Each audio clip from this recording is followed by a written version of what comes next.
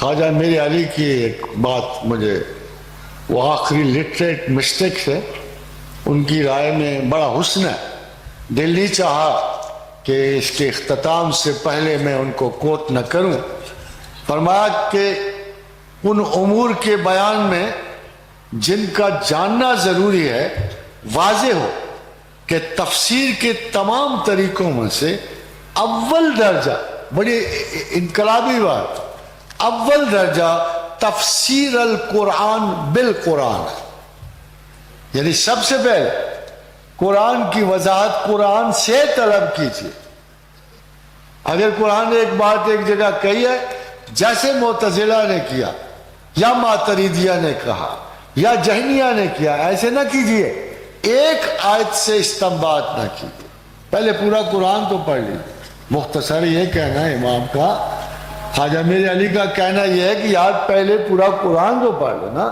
اگر ایک آیت آئی تھی سپلیمنٹ آیتیں آئی ہوں گی، آگے آیات ہوئیں گی، پورا ادراک ایک موضوع پہ آیات قرآنی سے کر لو، پھر ان کے بارے میں رائے دیں۔ The first degree of the understanding of Quran is with Quran، قرآن کی تفسیر بالقرآن۔ اس کے بعد کیونکہ ان القرآن یفسرہ بعضہ بعضا، ایک قرآن ایسی کتاب ہے کہ اس کی ایک آیت دوسری آیت کی تفسیر کرتی ہے، ایک حصہ دوسرے حصے پہ دلالت ہے، اس کی محکمات متشابہات پہ دلالت، اور متشابہات زمانوں پہ آ کے دلیل دیتی ہیں قرآن کے بارے میں۔ دوسرا درجہ ہے تفسیر بالسنہ، باوجود اس کے کہ وہ ایک بڑے اسپیشلائزڈ مسٹک علوم میں استاد معظم ہیں، اس کے باوجود جو رائے دے رہے ہیں قرآن پڑھنے کے بارے میں، کہ دوسرا طریقہ قرآن کی تفسیر بالسنہ، کہ اصحاب کے رویوں سے تصدیق کرو۔ اگر آپ کو پتہ لگے یہ ہے تو آپ کوشش کرو کسی سے پوچھو کہ جب یہ حکم آیا تھا اصحاب نے کیسے لی۔ چھوٹی سی آپ کو بات بتا، جب یہ آیت اتری کہ پروردگار نے صفائی پہ اتاری کہ خدا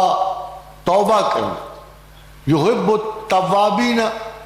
و یحب المتطہرین، کہ خدا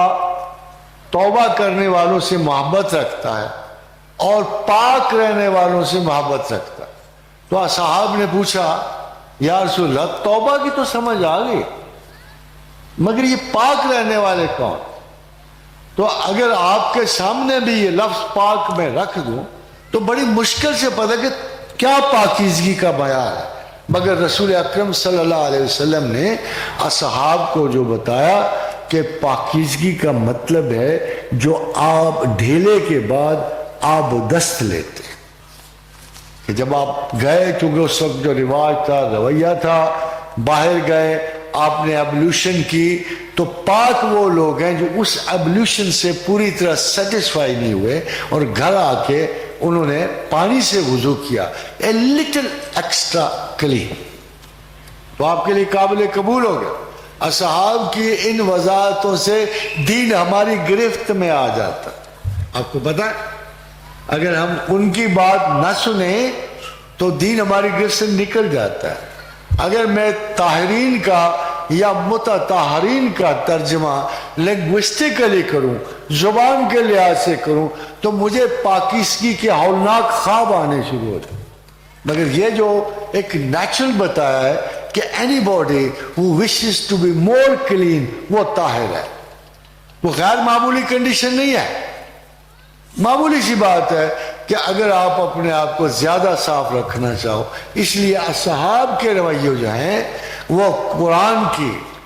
اور سنت رسول کی بہترین تائید میں ہے اور بہترین تفسیر میں ہے۔ تیسرا درجہ شیخ خواجہ میرے علی کہتے ہیں کہ اصحاب کرام کی تفسیر کا، اور یہ کون ہے؟ خلفائے اربعہ، عبداللہ بن مسعود، عبداللہ بن عباس رضی اللہ تعالیٰ عنہما۔ پھر چوتھا درجہ تابعین اور تبع تابعین کا ہے، ان میں چند ایک کہ انہوں نے نام بتائے ہیں کہ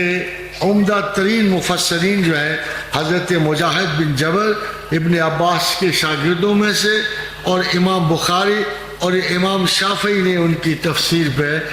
اظہار اعتماد کیا۔